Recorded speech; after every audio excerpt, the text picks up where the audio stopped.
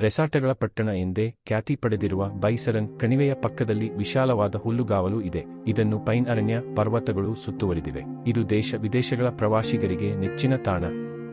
ಇದನ್ನು ಪುಟಾಣಿ ಸ್ವಿಟ್ಜರ್ಲ್ಯಾಂಡ್ ಎಂಬ ಹೆಗ್ಗಳಿಕೆಯನ್ನು ಪಡೆದಿರುವ ಇದು ಇರುವುದು ಕಾಶ್ಮೀರದ ಪಹಲ್ಗಾಮ್ ಪಟ್ಟಣದ ಸನಿಹದಲ್ಲಿ.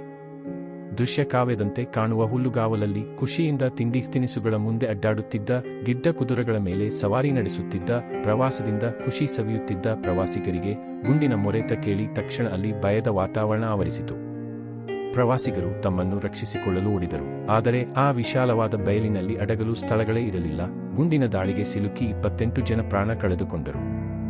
ಇಲ್ಲಿ ಉಗ್ರರಿಂದ ಕೊಲೆಯಾಗುವ ಮುನ್ನ ಶಿವಮೊಗ್ಗದ ಮಂಜುನಾಥ ತನ್ನ ಪತ್ನಿಯೊಂದಿಗೆ ಮಾಡಿದ್ದ ಕೊನೆಯ ವಿಡಿಯೋ ಇದು.